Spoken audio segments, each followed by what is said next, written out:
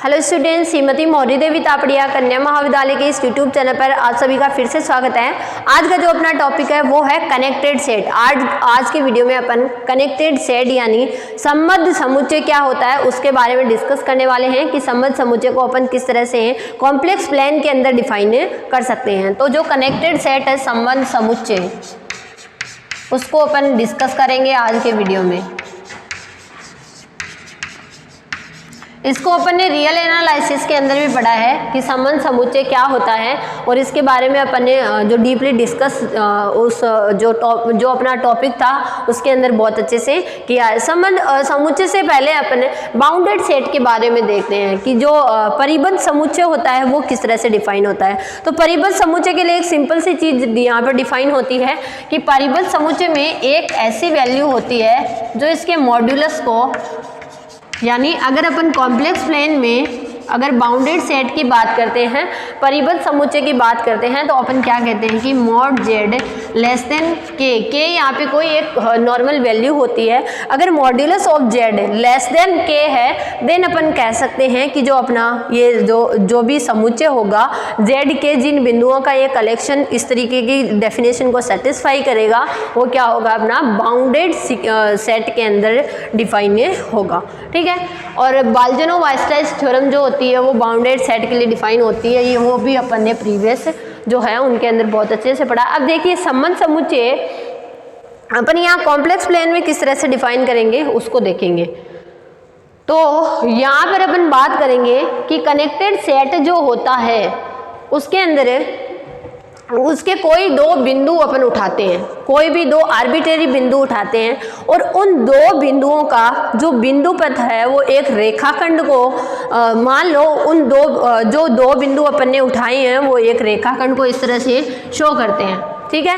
मान लो एक बिंदु यहाँ से उठाया, एक बिंदु यहाँ से उठाया है, ये दोनों क्या बना रहे हैं, उस सेट में एक रेखाखंड के बिंदु पथ को बना रहा है। तो अगर वो रेखाखंड के बिंदु पथ को बना रहा है तो ये सारे बिंदु के जो भी इस लाइन पर जितने भी बिंदु एग्जिस्ट करेंगे वो क्या कहलाएंगे, अपने एस के इन सभी जो इस लाइन पर एग्जिस्ट करने वाले जितने भी बिंदु होंगे उन सब का जो कलेक्शन होगा वो क्या कहलाएगा, अपना संबद्ध समुच्चय यहाँ पर कहलाएगा। कनेक्टेड सेट जो है वो यहाँ पर कहलाएगा। ठीक है, इतना समझ में आया। ठीक है। इसकी एक और डेफिनेशन है वो कुछ इससे ज़्यादा इजी है, यहाँ पर डायग्राम के फॉर्म में है, उसमें सिर्फ लैंग्विस्टिक फॉर्म में है कि आपसे कहा गया है कि अगर किसी सेट को दो नॉन एम्प्टी जो विवृत नॉन एम्प्टी ओपन सेट की फॉर्म में डिफाइन या नॉन एम्प्टी जो ओपन सेट है उनके रूप में व्यक्त नहीं किया जा सकता है, देन वो सेट क्या होंगे, अपने कनेक्टेड सेट यहाँ पर होंगे। ठीक है। यानी कहने का मतलब कनेक्टेड समुच्चय की अगर अपन डेफिनेशन देखें तो यहाँ पर अपन लिखेंगे कि कोई समुच्चय ऐसे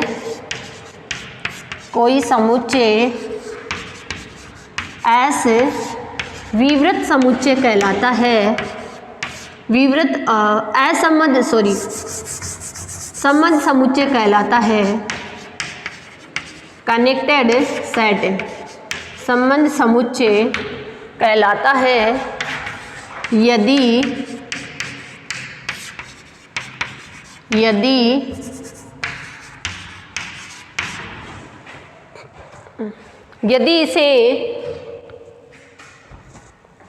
इसे दो असंयुक्त का मतलब है जो दो अपन सबसेट यहाँ पर उठा रहे हैं वो दोनों के दोनों कैसे होने चाहिए, असंयुक्त होने चाहिए। दो असंयुक्त विवृत या संवृत, दोनों में से कुछ भी हो सकते हैं, विवृत भी डिफाइन कर सकते हैं या संवृत भी डिफाइन कर सकते हैं। विवृत या संवृत समुच्चयों के संघ के रूप में, यानी इनके यूनियन के रूप में निरूपित नहीं किया जा सके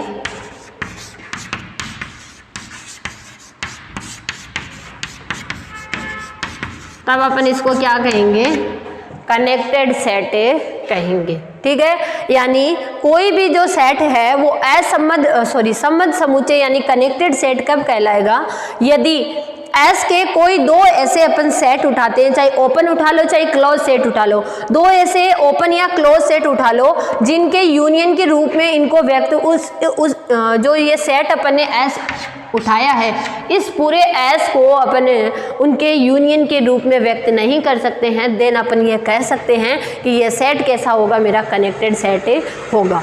और अगर यहाँ पे ये जो दो असंयुक्त का मतलब क्या है कि मान लो ए और बी मैंने यहाँ पे उठाया है, तो इन दोनों का इंटरसेक्शन जो है वो कैसा होना चाहिए, मेरा फाई होना चाहिए।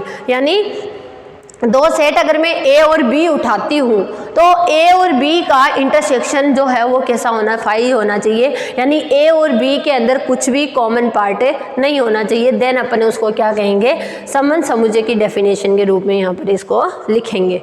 ठीक है, तो ये होती है अपनी संबंध समुच्चय की डेफिनेशन। अब देखिए कुछ और डेफिनेशंस को भी अपन यहाँ पर करेंगे। जैसे अगर अपने को लिमिट पॉइंट डिफाइन करना हो, कोई भी पहले अपन सीक्वेंस डिफाइन करना सीखेंगे कि अगर अपने को कॉम्प्लेक्स नंबर के फॉर्म में यहाँ पर सीक्वेंस डिफाइन करनी हो तो वो अपन किस तरह से करेंगे। तो पहले अपन यहाँ पर सीक्वेंस डिफाइन करते हैं। तो यहाँ पर जो सीक्वेंस होगी वो किस तरह से डिफाइन होगी, देखिए पहले अनुक्रम जो डिफाइन होगी यहाँ पर है वो इस तरह से होगी। जो मैपिंग होगी वो होगी नेचुरल नंबर से कॉम्प्लेक्स नंबर पर। ठीक है, मान लो कोई जो अपनी फलन है वो इस तरह से डिफाइन है, नेचुरल नंबर से कॉम्प्लेक्स नंबर पर। ठीक है, तब ये जो है वो प्रतिबिंब जो है वो क्या कहलाएगा अपना यहाँ पर एक जो कॉम्प्लेक्स सीक्वेंस है वो कहलाएगी। और इसको अपन किस तरह से लिखेंगे, Z1 Z2 Z3 Z2 Zn। ठीक है, इस तरह से अपन इस सीक्वेंस को यहाँ पर लिखेंगे। ठीक है, अब इस सीक्वेंस के लिए अगर अपने को लिमिट डिफाइन करनी हो तो वो कैसे लिखेंगे, तो लिमिट के लिए वही same cheese, limit of A sequence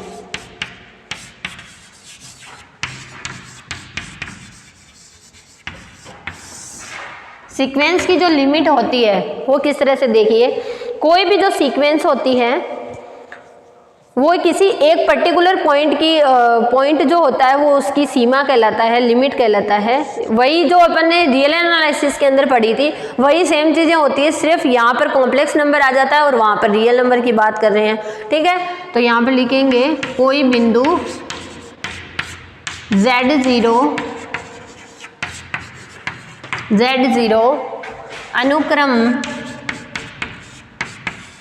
अनुक्रम Zn का सीमा, Zn की सीमा कहलाता है यदि एप्सिलॉन ग्रेटर देन 0 के लिए n0 इस प्रकार हो कि modulus of Zn minus Z0 less than epsilon for all n greater than n0। ये वैल्यू वही सेम जो रियल एनालिसिस के अंदर होती है वही वैल्यू होती है, सिर्फ इसको अपन क्या कर लीजिए, यहाँ पर अपन रियल नंबर्स की बात करते थे, यहाँ पर xn yn इस तरह के बिंदु लेते थे, और यहाँ पर जो है वो Zn यानी कॉम्प्लेक्स नंबर के लिए यहाँ पर इनको डिफाइन करेंगे। ठीक है, अब देखिए यहाँ पे इनका नोटेशन जो होता है लिमिट पॉइंट का वो क्या रहता है, limit n tends to infinite Zn equal to Z0। इस तरह से भी इसकी लिमिट को क्या किया जा सकता है, व्यक्त किया जा सकता है। ठीक है, अब कन्वर्जेंट सीक्वेंस के लिए क्या होता है, कन्वर्जेंट सीक्वेंस के लिए यहाँ पर जो डिफाइन होता है वो इस तरह से होता है कि यहाँ पर एक जो वैल्यू आती है कन्वर्जेंट सीक्वेंस के लिए, ये जो Z0 आता है, ठीक है, ये कैसी होनी चाहिए, एक परिमित संख्या। ठीक है, एक फाइनाइट नंबर यहाँ पर होना चाहिए। यानी अगर अपन कन्वर्जेंट सीक्वेंस की डेफिनेशन को देखें तो किस तरह से होगी यहाँ पे, कन्वर्जेंट यानी अभिसारी अनुक्रम।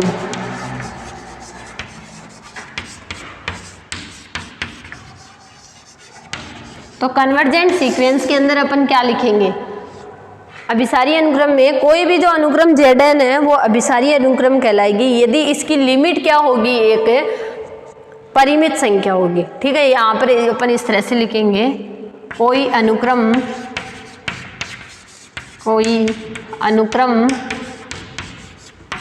Zn अभिसारी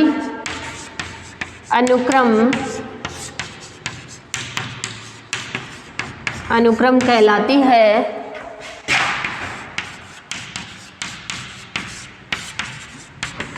है यदि limit n tends to infinite Zn equal to Z0। ये जो है Zn इक्वल टू Z0 एक परिमित संख्या हो, एक फाइनाइट नंबर यहाँ पर डिफाइन है हो, तब ये क्या कहलाएगी, अपनी कन्वर्जेंट सीक्वेंस से कहलाएगी।